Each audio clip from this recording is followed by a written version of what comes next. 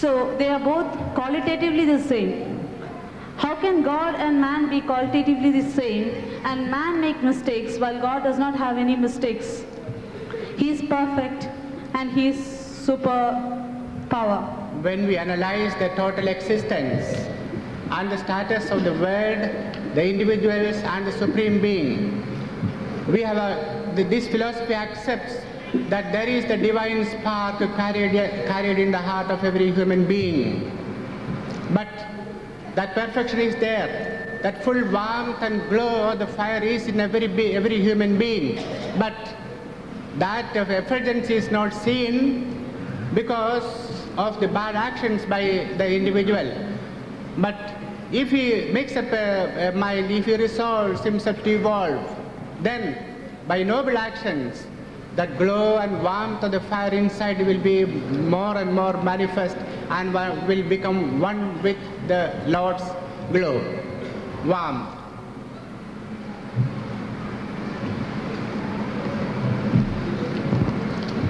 The next question. Yes.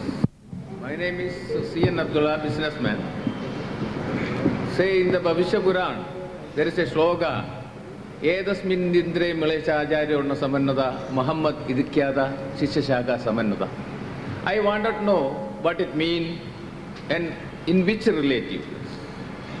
I should be frank about it. I have not read that Purana, therefore I am not able to say my opinion about it.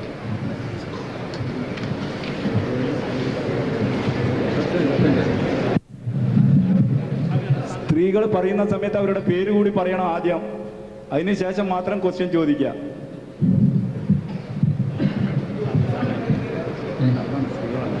സ്ത്രീകളാണോ? The next question. I am Dr. Zamira Muhammad.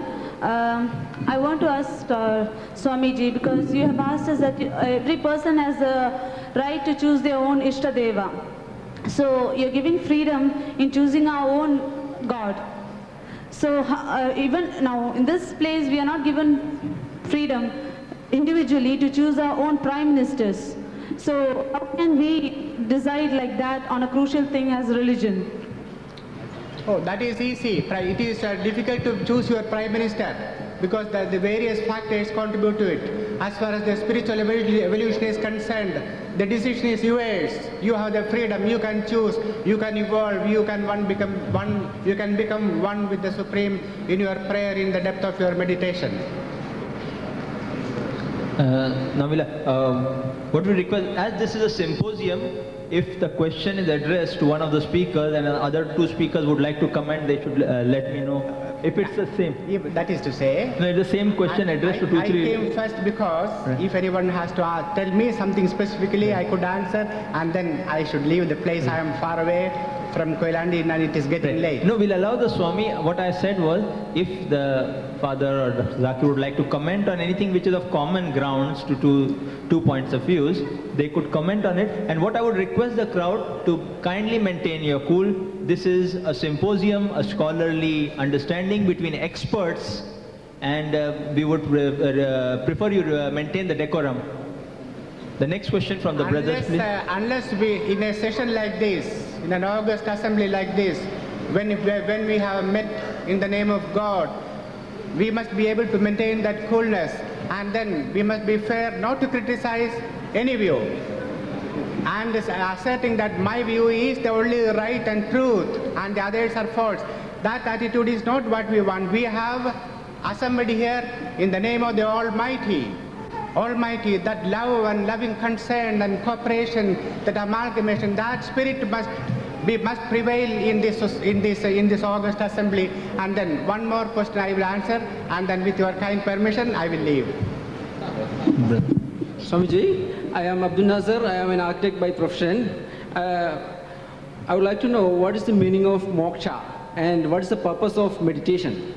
Purpose of meditation is to gain moksha. Moksha is the state of one's own perfect state of being, where he enjoys full freedom of his soul. He is one with the Supreme Being. He enjoys the beatitude. That is the state of moksha, and meditation is a means, a method, a path to reach that state of perfection. I think. A request, one question. All right, right, yes. One more. Any ladies have any questions? I think they should be. Excuse me. Bismillahirrahmanirrahim. We'll allow a lady and then a gentleman on the different matter. My question is that in Hinduism, the concept of creation, that Brahma is the creator, and the different categories of people, that is Brahmin, Shudra, and what is Vaishnava and other people, form from the different organs of the Brahma. So is it, I'm wondering whether this is true or what I have learnt is wrong. I just like to know about this. I think things have not been made very clear to you. The concept of creation in Hinduism is one thing, and what you refer to is something else. These are two different things. As far as the Hindus are concerned, we do not accept the fact that the world was created just the other day and it will end one day on a fixed day. No. What we accept is that the creation is a perpetual process in the nature. It evolves. It is like waves in the ocean. It is there. It will go back again to pralaya, then again merge, come up, and again it will go on. It is an endless process. The creation, preservation, and destruction, that is an endless process in the nature, in the totality of nature. That is the concept of creation in Hinduism. The other thing is the differences between different castes, differences in the human being status.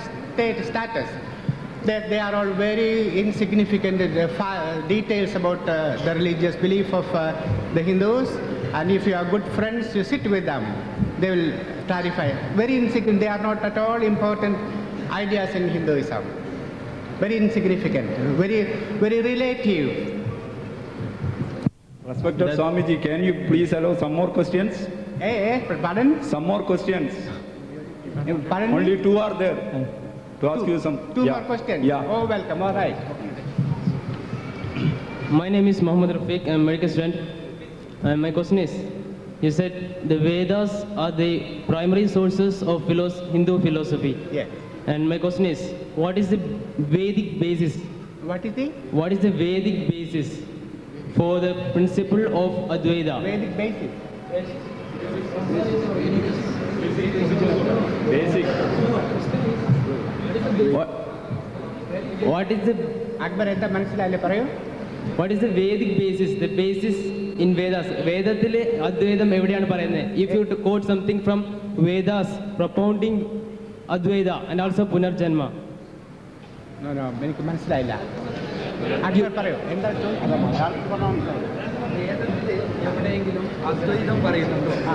അതേപോലെ തന്നെ പുനർജന്മം പറയുന്നുണ്ടോ? ഉണ്ട്. Yes. The Vedas proclaim, the Upanishads proclaim these ideas very much. Swamiji, caste system is basic principle of Hinduism. I understood.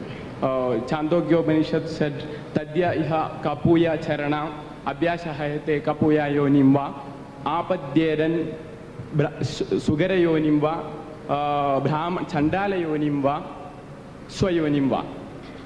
What's about your opinion, caste system? I told you in the beginning, that's not caste system that is explained there.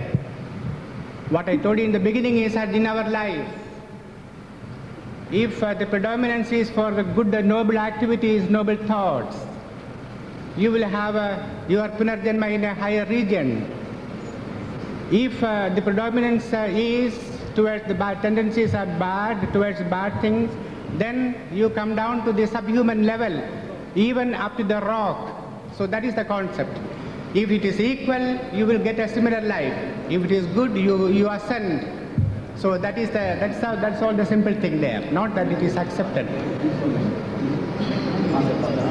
I think that was the last question. Now we will allow only Father. Right. Father Gio, would you like to comment on anything before we leave? Give Swamiji the leave. Any comment? Brother, any comments on the point? Before